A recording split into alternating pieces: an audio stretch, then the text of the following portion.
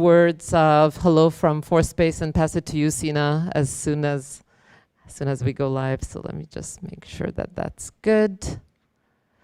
Yes, there's like 6 computers to be pressing buttons on. Got it. Okay. All right, folks. So welcome into Force-Space. So glad that you could be here with us today, whether you're joining online or whether you're joining us in the space today. I have opened up the webinar now, so folks are just kind of joining, and that takes a few minutes or a few seconds of connectivity. So I'll let you get settled in here. Thanks so much for being with us. Before passing it off to Sina Kira, I just wanted to say an apology for the delayed start. Number one, December 1st, am I right? Anything can happen, but thanks for your patience, folks, and sorry for that once again. Welcome into Force-Space, where every day something happens, and that something is very unexpected, some moments more than others. Today we have quite a large audience of folks here with us for this iteration of Writers Reads. We do work with our faculty members, staff, and students at Concordia University to activate the various research projects that folks are working on, as well as classroom activities and other university initiatives. So we're so pleased to have had the opportunity to collaborate with Writers Reads and welcome our special guest for this iteration. Okay, for the official welcome, I pass it over to you, Sina. Welcome in. Hey, hi, great to see people in the flesh.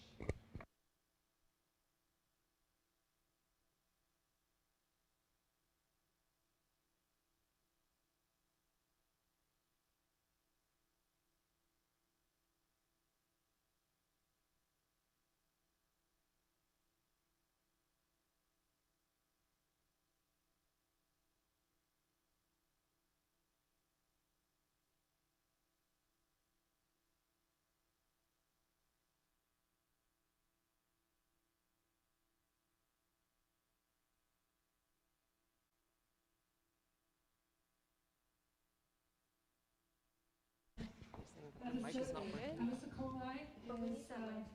a new. They can't hear you. Where? So On Zoom? just start with that. Okay. Is that better?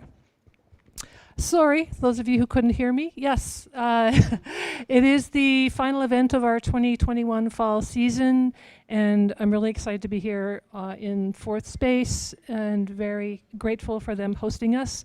This event is particularly dear to my heart because it features Oana, who came to teach a class here for us, and a class that I hope remains in the books forever. It's a class on performance and sound, and she's brilliant and is an interweaver of poetry and sound and photography and translation and polyphonic structures and borders of listening.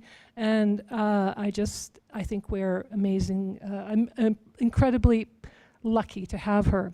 And as well, we have Kaie, who somebody else will introduce, but I'm also very, very chuffed that Kaie's here. And as well, Carolyn Bergvall, who you'll meet in a minute, who was in fact one of the first people I hosted curating a reading series many years ago in Philadelphia. And she blew the audience away then, and I think will have a similar effect today. So thank you, Oana, for organizing today, and I'm going to pass the mic over. Thank you. But I would like to try this mic again. Is it working for people online? Because we do need these mics to work. So,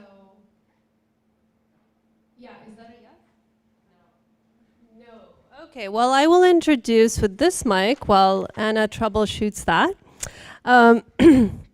So it's really my absolute pleasure to introduce these two incredible writers, performers, and artist innovators to you today. The work of Carolyn Bergvall and Kaie Kellough unfolds through rhizomatic intersections of social engagement and language experiment, migrancy and belonging, polyvocal poetics, and embodied voicings. The porous frontiers of art and community and the political implications of cited speech.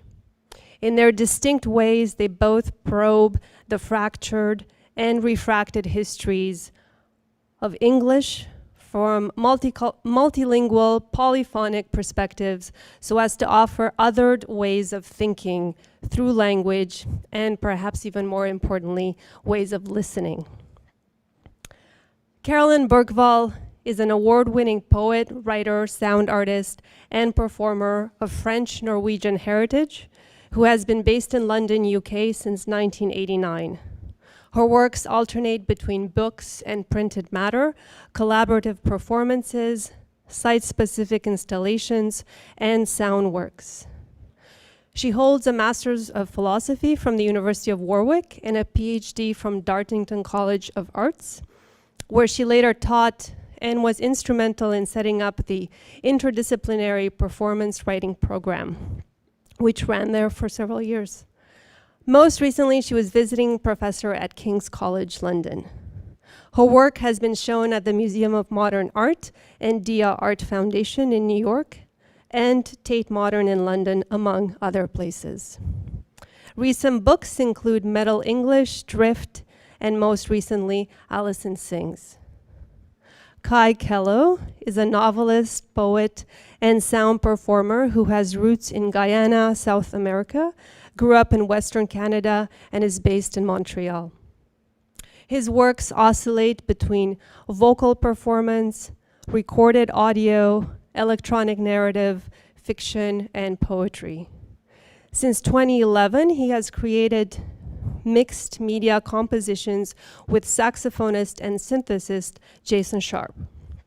Kaie's work has traveled internationally, including the UK, Australia, Asia, the Caribbean, and continental Europe, and his writing has been awarded the Griffin Poetry Prize and the QWF Hugh McLennan Prize for Fiction, and has been a finalist for the Scotiabank Giller Prize and the Grand Prix du Livre de Montréal, among others.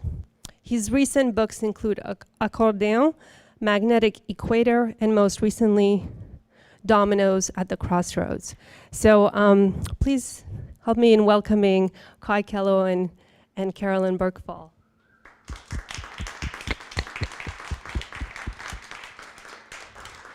And I will invite Kaie to come up now and introduce the first piece for today.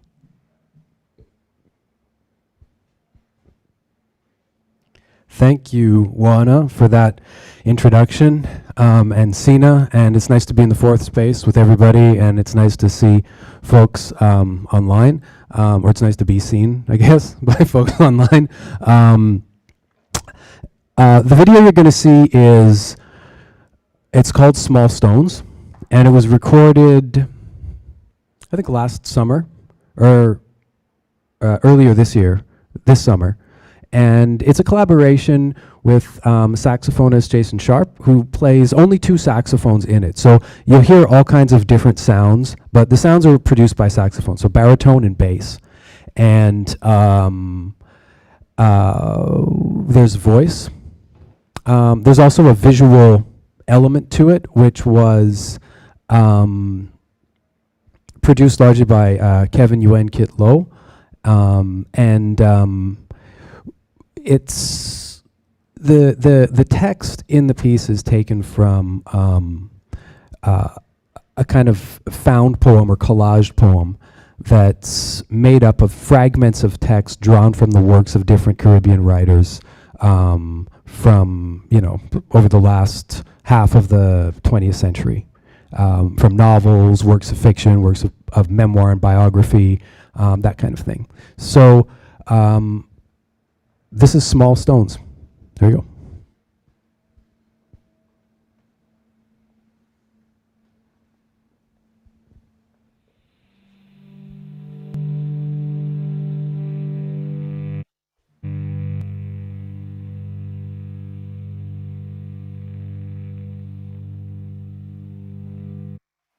The Chronicles of Itaguai relate.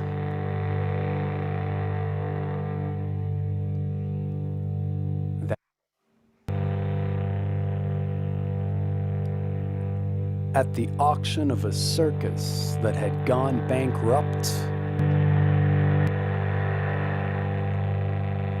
in a region of South America that had never been visited by white men. Mercado Viejo turned velvety with ash, as even in the peaceful world of plants, Major Aranda suffered the loss of a hand in a social revolution that took July's motionless brambles. A couple of years ago, Don Pedro Damian shouted to his wife, who was upstairs, a few nights earlier with one of the priests who were so richly dressed that the men touched them to see if something strange at the end of September was going to the sea when the lookout blew his cough to announce orderly man participated that the 50 black ships came. As I recall, into at the end of September, to the brick floor of the cell, a beautiful, orderly man participating in the tumultuous finale with a pianist passed into a coma just beyond the great stone bridge my father entertained years ago of finding new lips by the Argentine central siesta for the waves moved ahead of the others past the white gate in front of a newsstand, a window stranger entertaining the hope relate of finding the news vendor and holding out the change for the frogs riddled by El Mastrino's bullets in the depths of equatorial Africa. The stranger arrived of the Chronicles in a certain times, bankrupt in a region with shouting as even if one of the priests years ago to see Pedro Damian something was with one of the priests if something strange was going when the lookout blew to announce to the floor of the cell the 50 black ships caught as I recall at the end of my father by the years ago circus that moon had gone back a wave entertained the hope with ash of finding the news vendor holding out the change for the frogs riddled by El Lampino's bullets in the depths of equatorial Africa when the stranger arrived quite out of breath at the metallic where savage sewer shattered infinite unending breath in deserted complaint for 20 habits for 20 years arrived at Montevideo afternoon on the outskirts of winds chasing one another the French explorer hunter and of the world the story of a sun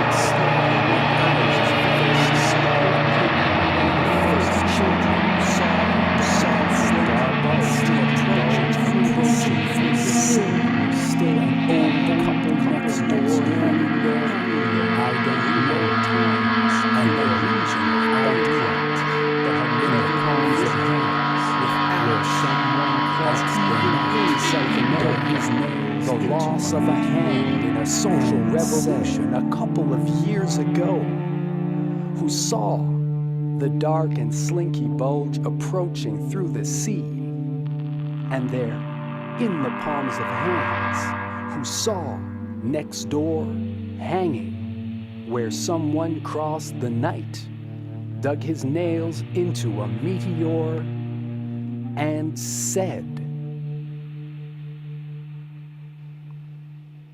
Years ago, between the peaceful world of plants and the silence of an indifferent, peaceful world of plants, Earth, 50 black ships swelled within me, and dreams of gold charged the horizon. Quel avenir connaîtrais-je? Celui de mes frères et sœurs, les esclaves. 50 dreams of gold charged celui de mes frères. Avenir, les esclaves. I was then 4 years old and saw my world as...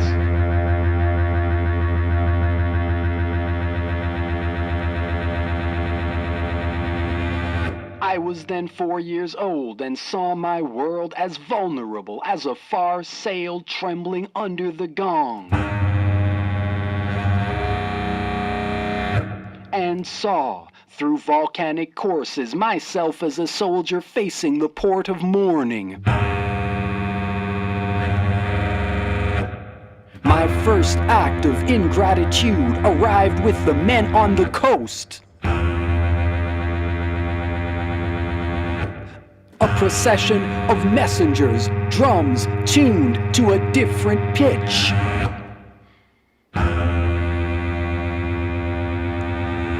Sharp, swift, and the vessels. 50 black ships charged the horizon, and dreams of gold molten between myself and eternity, between gold, good and bad, between the laws.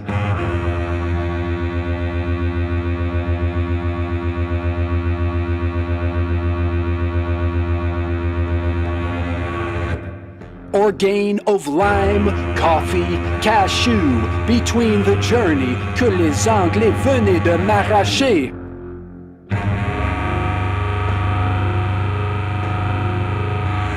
Alors que le navire faisait voile, between soldiers and exhausted, having received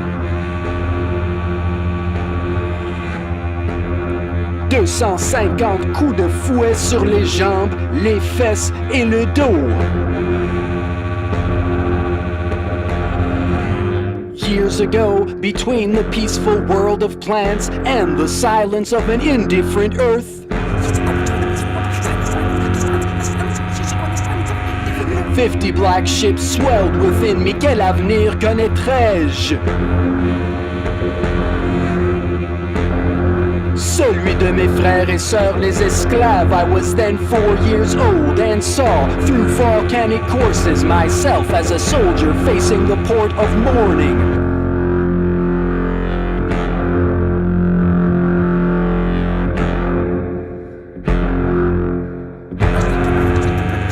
My first act of ingratitude arrived with the men on the coast, a procession.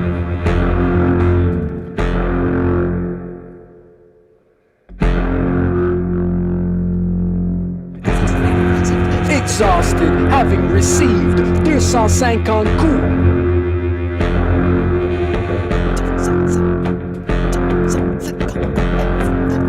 Every morning, I became a soldier who could not be kind. Every morning, I rejected my heart of hearts. Every morning, I blazed between my life and eternity.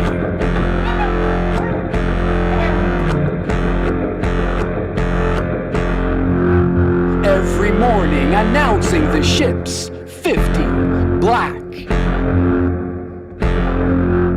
Every morning, ahead of the soldiers, I became an other. Every morning, the news quite out of bullets. Every morning, motionless between moonlight and my life.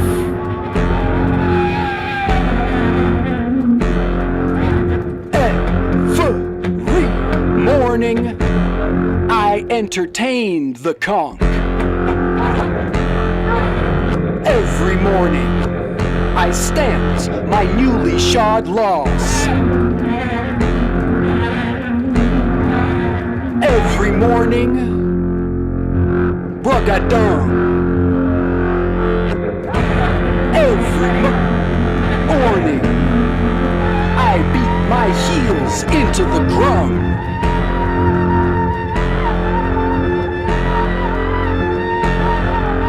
Every morning, Braga dawn.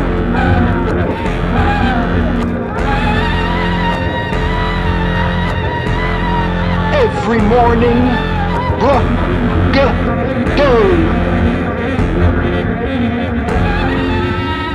Every morning I receive the Earth's revolution. Every morning, Braga dawn.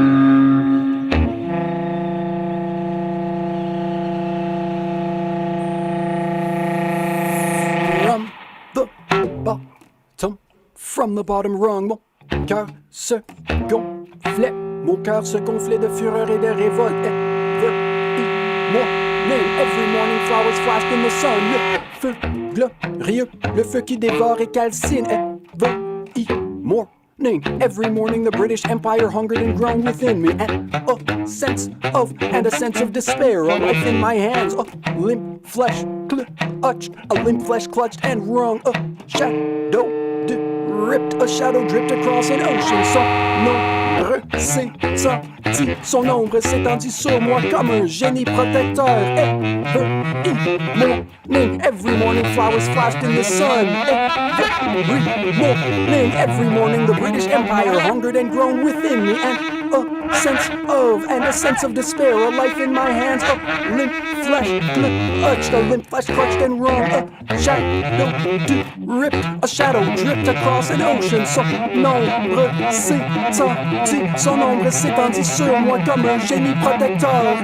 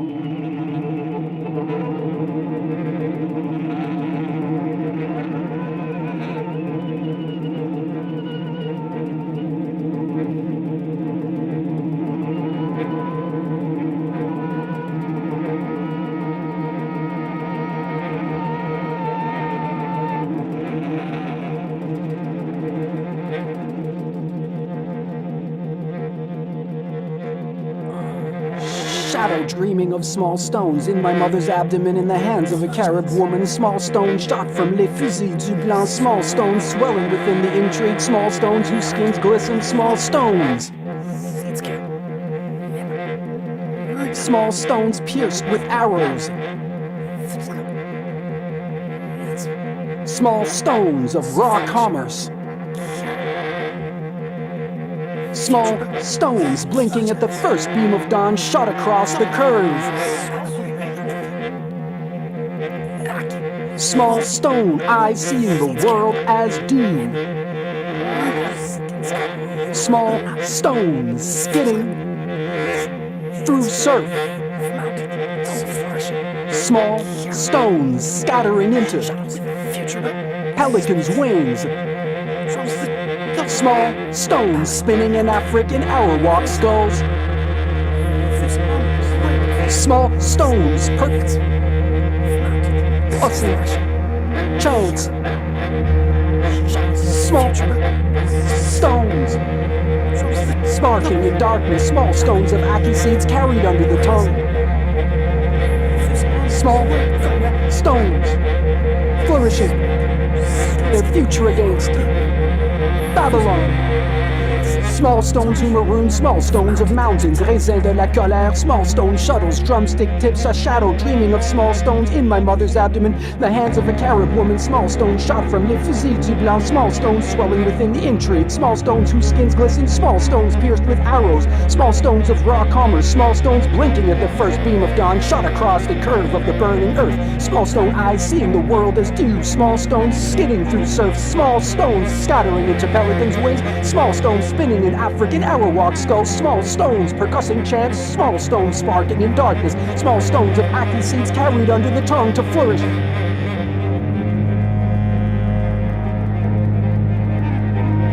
A shadow dreaming of small stones in my mother's abdomen, in the hands of a Carib woman, small stones shot from les fusils du blanc, small stones swelling within the intrigue, small stones whose skins glisten, small stones pierced with arrows, small stones of raw commerce, small stones blinking at the first beam of dawn, shot across the curve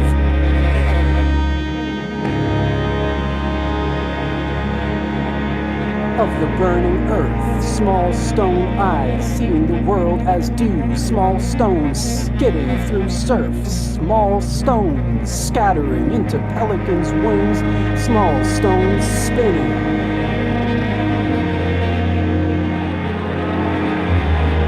In African arrowwalk skulls, small stones percussing chants, small stones sparking in darkness, small stones of ackee seeds carried under the tongue to flourish their future against Babylon.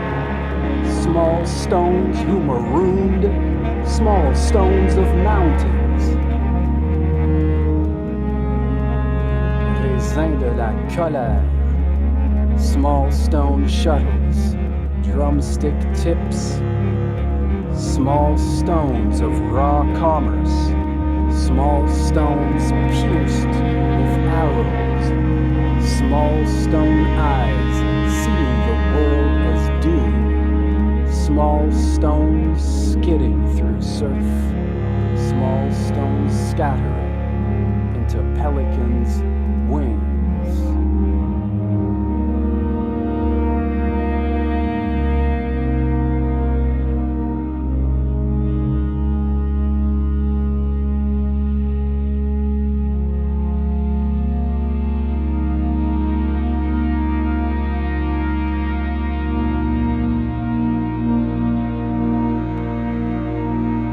When the lookout blew his conch to announce that the 50 black ships came, as I recall, at the end, a wave moved ahead of the others, a wave of small stones who marooned small stone mountains, raisin de la colère, small stone shuttles, drumstick tips, ne peuvent pas nous tuer, elles glissent sur la peau. The captain's toy fleet glisse sur la peau, in the fine sea spray, in the gust of the town day. The years lead to the front door, past de longues et lourdes siestes, à l'ombre des manguiers. A wave moved ahead of the others, a wave marooned, a wave of small stones, raisin de la colère. Small stone shuttles, drumstick tips, ne peuvent pas nous tuer, elles glissent sur la peau. The captain's toy fleet glisse sur la peau, in the fine sea spray, in the gust of the town day. The years lead to the front door, past de longues et lourdes siestes, à l'ombre des manguiers, toward a brave morning on its way.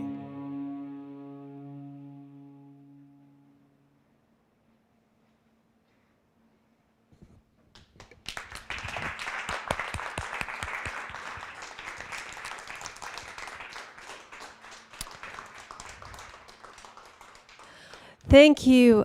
Thank you so much for that work, Kai. And I will bring you back up here. So we're going to see if now this mic works. Yes. Does it work online? Does it work online? Can you hear me? Can you hear me? I should also thank for that video Jason Camelot and Spoken Web, because they were instrumental in getting it created. Yes, it works. Sarah Ouches for the animation as well. Yeah, we had a good time making that. Wonderful. Oana and Kaie, I will just say that people on Zoom are saying it's still very low. So what I'll do as a quick hack is turn on mics here that will capture the sound for the people on Zoom. So folks, give me a thumbs up if that works, and we'll make it work. Yeah, we'll make it work. So is it this mic that's low on Zoom? I think it's the whole thing. The whole thing?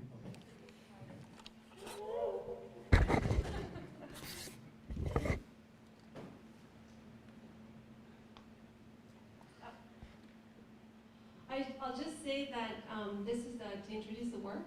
This is a piece that Kai and I made for, actually it's an installation work that involves other duos as well, for an organization in Quebec City called Rezone.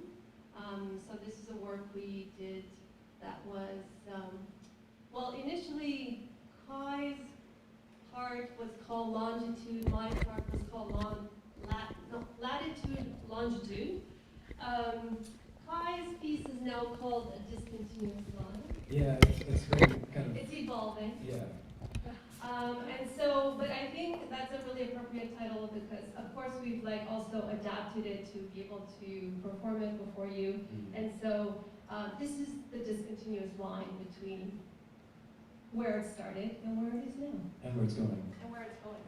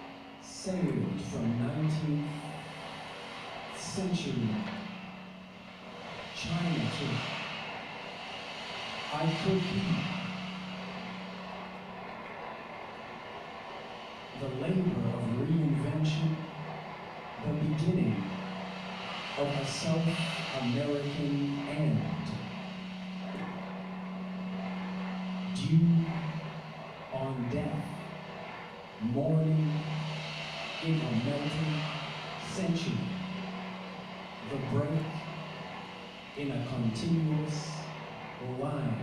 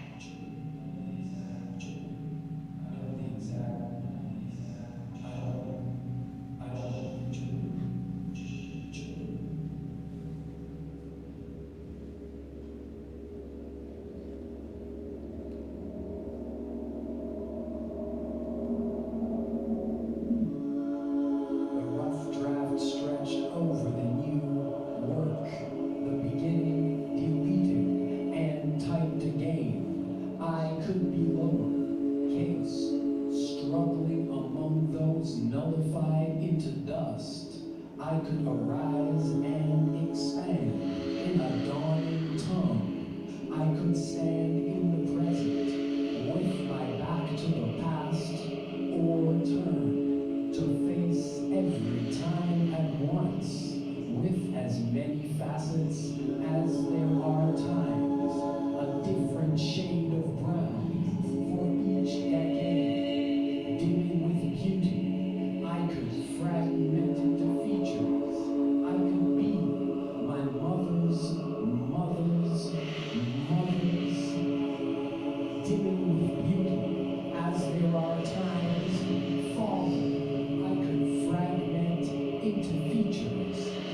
I could be my mother's mother's mother's father.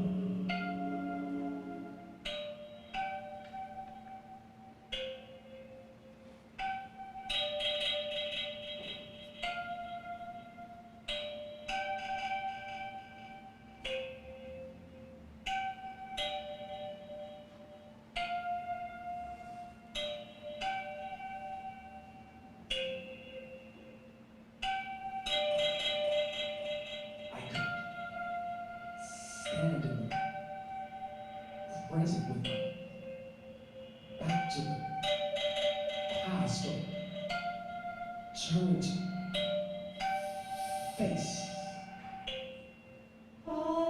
every time at once. I could be my mother's mother's mother's father. Charles Tanner, C.T. Lamb, born in Hong Kong, shipped to South America at 18.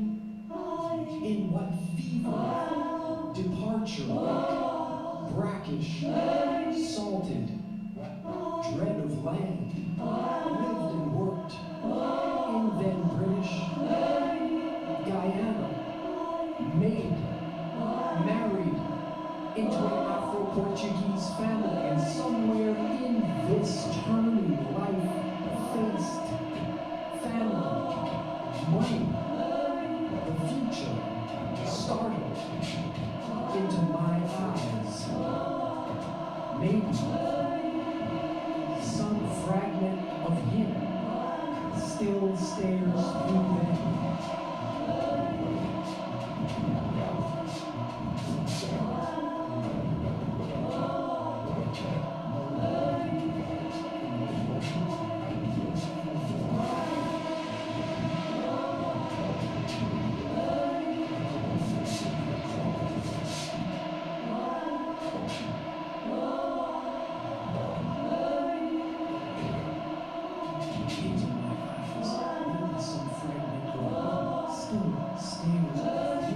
them. No token multiculturalism, diversity, this shaping of a new form of no one. When I tell you this shaping of a new form of no one, when I tell you I have no culture here, do I mean nothing?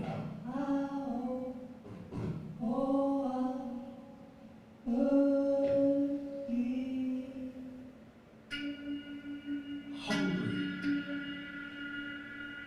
with my wits clasped in my hands, I arrive, and again I strike this rock, this hardened.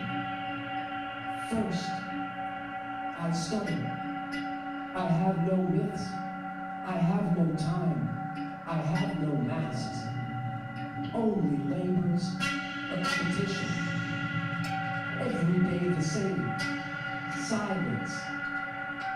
Grim and resolute expands in my throat. I'm afraid I cannot address. I cannot surrender to a cross. I have no cross. I have no gods. So I place things on my head. university degrees, property deeds, MasterCards with soaring limits, jewelry, basketball jerseys, things I can touch, I can point to and claim. I am not in emptiness. I place my achievements atop my afro to increase my height, improve my perspective, until I gaze over the tops of statues of explorers. Immobile, bronze eyes, staring down a hostile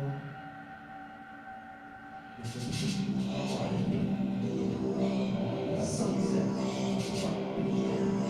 slick, pigeons perch atop their continental hats, an endless, striving city limps their gaze, their feet fixed in metal and stone.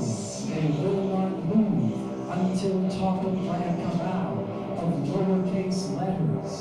I pile books atop my head, plants, theorems, furniture, art, laptops, but my touchstones slide off my shoulders and tumble over the edge of the turtle. If we could only tumble through nothing to the beginning, which doesn't exist, if time could stall.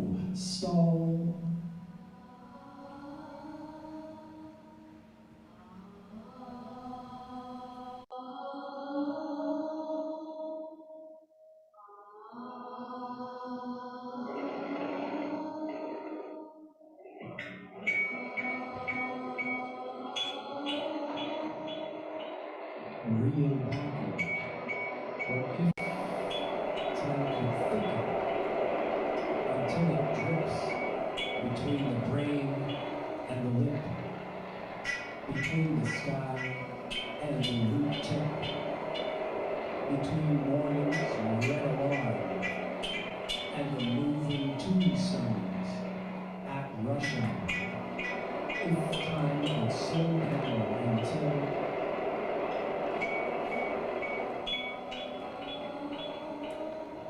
the present leads out of struggles and rebellions that live in the subdivisions of each vein,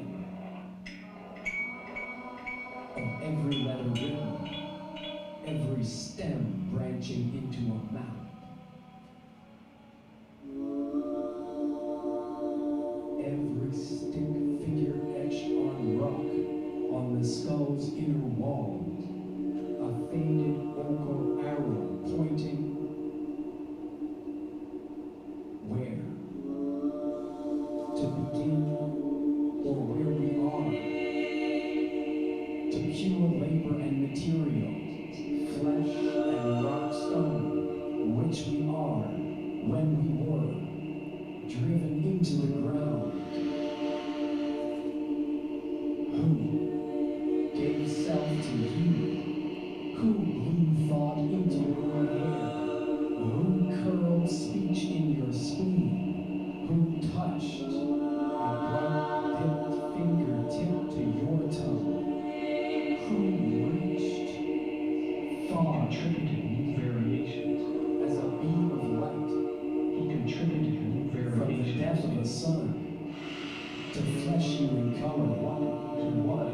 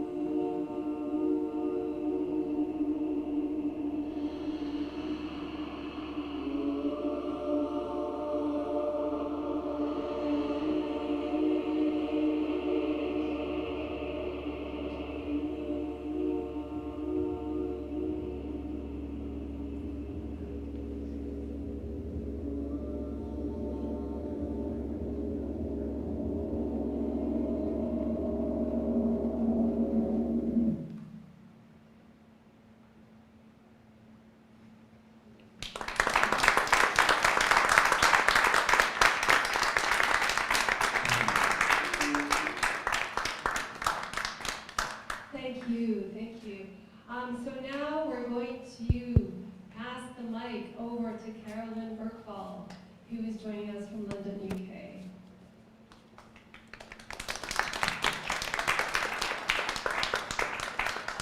I was clapping you on my own here from where I'm sitting here in London. That was both pieces really. The second one, much more in the distance, but very, very powerful. And I'm sure it'd be great to talk about it later. So thank you so much for inviting me, Oana, to take part in this event. I'm going to be presenting a piece that actually I premiered, I think just, on the 5th of November. So literally just a couple of weeks ago. It's the result of about 6 years of a long cycle that involves a great number of different works called Sonic Atlas, which has a lot to do with languages in their trajectories, the histories mingled up in that, and then also thinking about it through time of day rituals that are connected to that. So another aspect of these pieces is also the fact that some of them are played outdoors, others are indoors, but still having some kind of a vista on the outside. And also a great number of voices. So this final piece of the cycle is called Nat Song, which is really the nocturnal aspect of it. It all began with this a sunrise performance that I always perform outside at sunrise across different parts. And this one is basically dedicated to the night. It has a number of collaborators. There's been a lot of artists involved in these projects, and the collaborators I'm working with now involve sound design, so Jamie Hamilton, a soprano, Pei Chen, who's been following the project since the beginning, since the sunrise. She was the soprano in the sunrise piece as well. Gavin Bryars, who composes the song that she sings and the songs that she sings, and then Andy Delaney, who's been working on the visuals of the film. Another voice that you will hear, you'll hear a number of voices that are all results of conversations that I've had with a number of poets, and we can potentially talk about that, but also sounds of crowds and birds. It's always this idea of voice. And then also here, an ancient Nordic myth.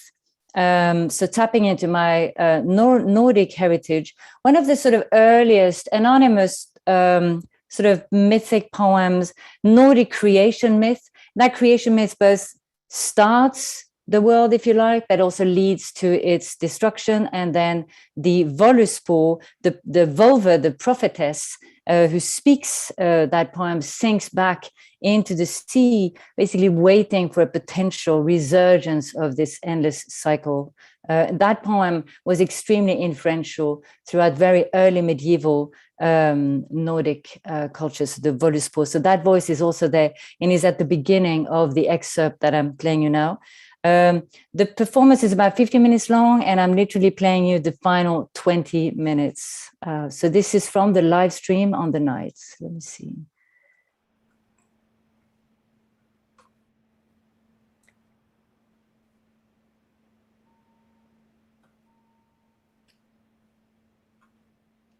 I believe I'll put the volume, oh, hang on, volume up.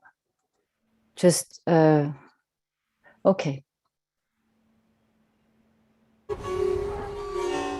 Work from the base in the dark, dig in the root, the rot, deepest the root system, most undetected part of bandwidth, while pushed further into the raw.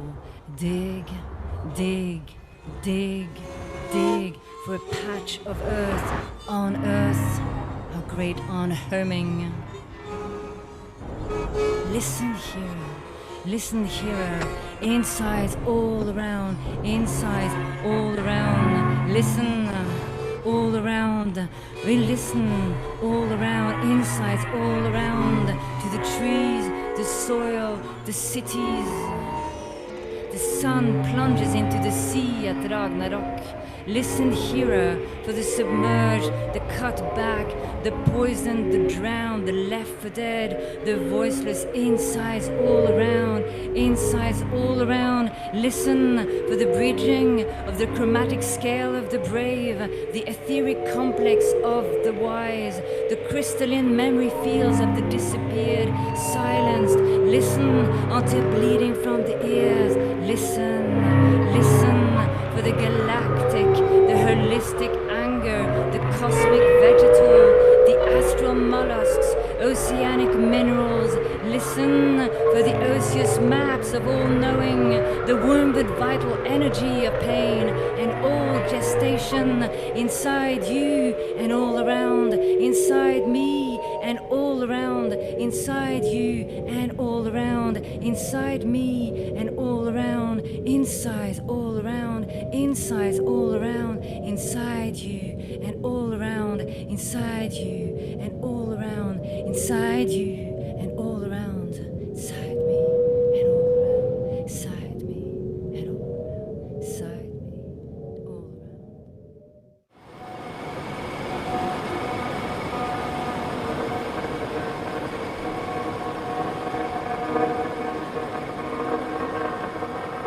What is found to have been lost is found to have been lost. What found to have been lost? What is found to have been lost? What is to have been lost? What is found? What is found to be lost, made lost, stay lost, be to found is what's lost.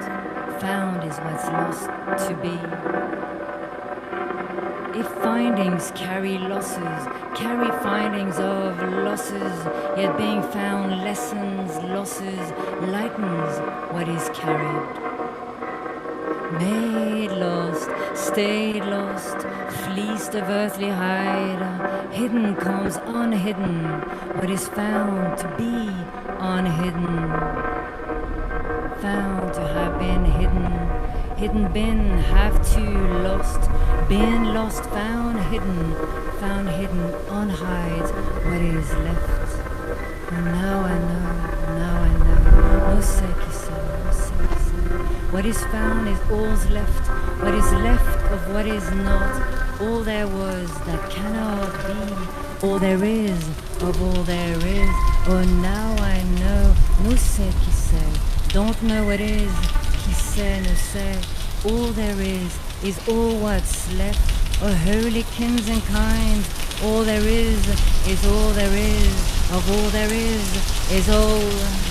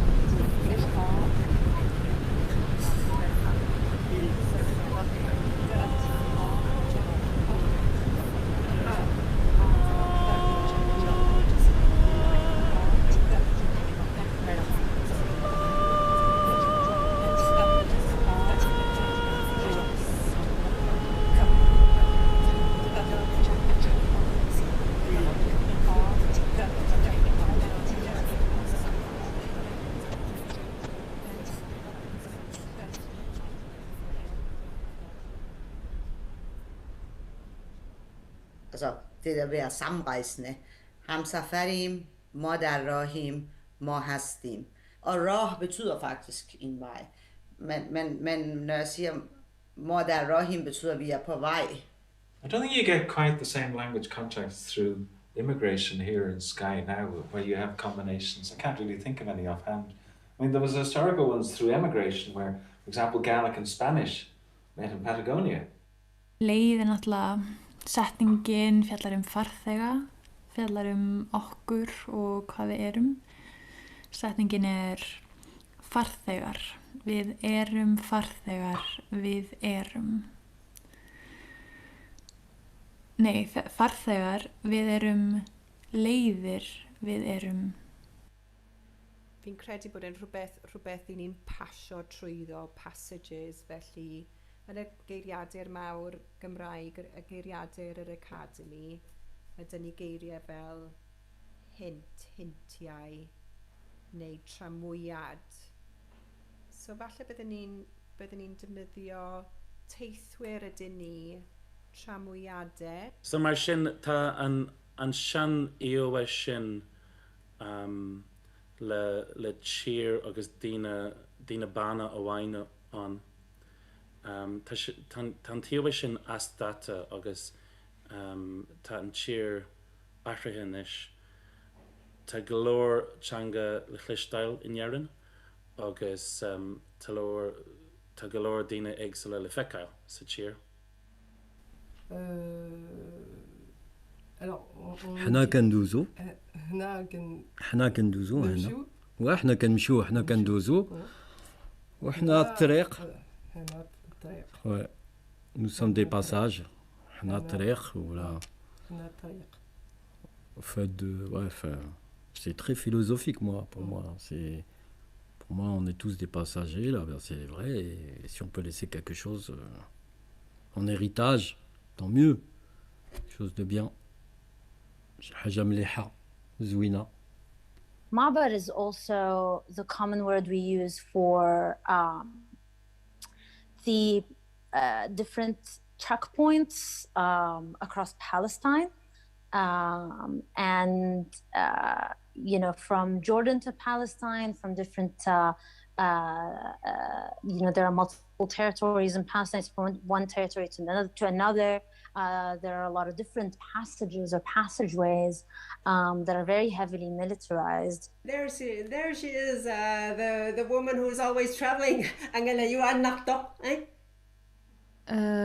Donc disa Kelbers enucita la Ipeiros Bellion din latero e din la versu franceso duermon.